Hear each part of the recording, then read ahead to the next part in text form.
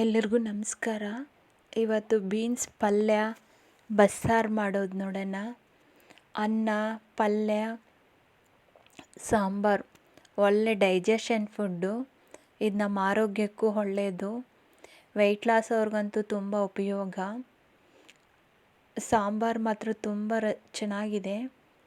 ಗ್ಲಾಸಲ್ಲಿ ಹಾಕ್ಕೊಂಡು ಕುಡಿಬೋದು, ಅಷ್ಟೊಂದು ರುಚಿ ಕೊಡುತ್ತೆ. ಪಲ್ಯ ಕೂಡ ಕರೆಕ್ಟಾಗಿದೆ ನೋಡಿ. ಮಾಡೋದು ನೋಡೋಣ. ನಾನಿಲ್ಲಿ 1 kg ಬೀನ್ಸ್ ಉಪಯೋಗಿಸಿದ್ದೀನಿ. ಬೀನ್ಸ್ ಚೆನ್ನಾಗಿ ತೊಳೆದು ಕುಕ್ಕರ್ಗೆ ಹಾಕ್ಕೊಳ್ಳೋದು. 1 ಕಪ್ ತೊಗರಿಬೇಳೆ ಕೂಡ 4-5 ಸತಿ ತೊಳೆದು ಹಾಕಿದ್ದೀನಿ. ಸ್ವಲ್ಪ ಉಪ್ಪು ಹಾಕಿ 2 ಲೋಟ ನೀರು ಹಾಕಿ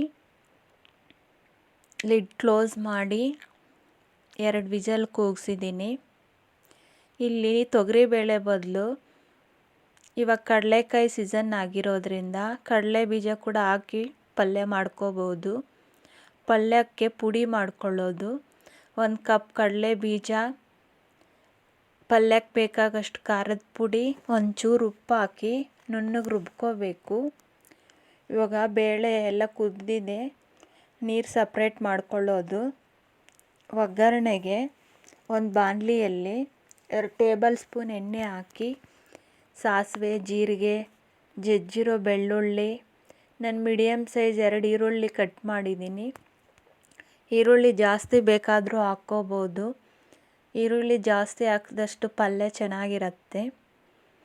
ಇವೆಲ್ಲ ಫ್ರೈ ಆದಮೇಲೆ ಈರುಳ್ಳಿ ಲೈಟ್ ಕಲರ್ ಚೇಂಜ್ ಆದರೆ ಸಾಕು. ನಾವು ಬೇಯಿಸ್ಕೊಂಡಿರೋ ಬೀನ್ಸ್ ಹಾಕಿ ಕಡಲೆ ಪುಡಿ ಹಾಕಿ ಚೆನ್ನಾಗಿ ಮಿಕ್ಸ್ ಮಾಡ್ಕೊಳ್ಳೋದು. ಎಲ್ಲೂ ಗಂಟು ಕಟ್ಟಬಾರ್ದು. ಸಣ್ಣ ಉರಿಯಲ್ಲೇ ಮಾಡ್ಕೋಬೇಕು. ಇದನ್ನು ಚೆನ್ನಾಗಿ ಮಿಕ್ಸ್ ಮಾಡಿಕೊಂಡು ಕೊನೆಯಲ್ಲಿ ಒಂದು ಪ್ಲೇಟ್ ಮುಚ್ಚಿಟ್ಟು 1 ನಿಮಿಷ ಹಾಗೆ ಬಿಡಬೇಕು. ಸಾಂಬಾರಿಗೆ ಒಂದು ಪಾತ್ರೆಯಲ್ಲಿ ಎಣ್ಣೆ ಹಾಕಿ ಸಾಸಿವೆ, ಜೀರಿಗೆ, ಕರಿಬೇವು ಹಾಕಿ 1 ಈರುಳ್ಳಿ ಕಟ್ ಮಾಡ್ಕೊಂಡಿದ್ದೀನಿ. ಈರುಳ್ಳಿ ಸ್ವಲ್ಪ ಫ್ರೈ ಆದಮೇಲೆ ಸ್ವಲ್ಪ ಅರಿಶಿನ ಹಾಕಿ ಇವಾಗ ಸಾಂಬಾರಿಗೆ ರುಬ್ಕೊಳ್ಳೋಣ. ನಾನೊಂದು ಮಿಕ್ಸಿ ಜಾರಲ್ಲಿ 4 ಟೊಮೊಟೊ ಉಪಯೋಗಿಸಿದ್ದೀನಿ. ಮೀಡಿಯಮ್ ಸೈಜ್ ಟೊಮೊಟೊ ಹಾಕಿರೋದು. ಒಂಚೂರು ಹುಣಸೆ ಹಣ್ಣು, 1 ಚಿಕ್ಕ ಸೈಜ್ ಈರುಳ್ಳಿ, 1 ದೊಡ್ಡದು ಬೆಳ್ಳುಳ್ಳಿ ಗಡ್ಡೆ ಬಿಡಿಸಿ ಹಾಕಿದ್ದೀನಿ. ಸ್ವಲ್ಪ ಜೀರಿಗೆ, ಸ್ವಲ್ಪ ಮೆಣಸು, ನಾವು ಬೀನ್ಸು ಮತ್ತು ಬೇಳೆ ಬೇಯಿಸ್ಕೊಂಡಿದ್ವಲ್ಲ ಅದು ಸ್ವಲ್ಪ ಹಾಕಿ ಸ್ವಲ್ಪ ನೀರು ಹಾಕಿ ನುಣ್ಣಗೆ ರುಬ್ಕೊಳ್ಳೋದು.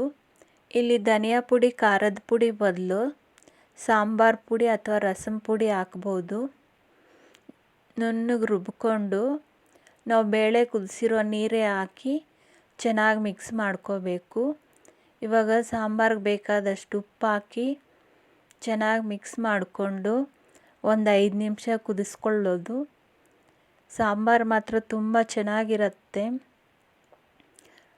ಗ್ಲಾಸಲ್ಲಿ ಹಾಕ್ಕೊಂಡೇ ಕುಡಿತಾರೆ, ಅಷ್ಟೊಂದು ರುಚಿ ಕೊಡುತ್ತೆ ಇದು.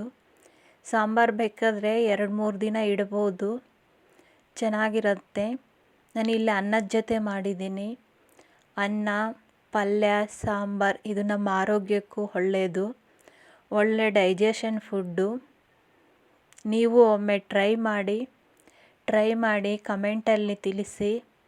ಈ ರೆಸಿಪಿ ಇಷ್ಟ ಆಯಿತು ಅಂದ್ಕೊತೀನಿ. ಪ್ಲೀಸ್ ನಮ್ಮ ಚಾನಲ್ಗೆ ಸಬ್ಸ್ಕ್ರೈಬ್ ಆಗಿ. Thank you.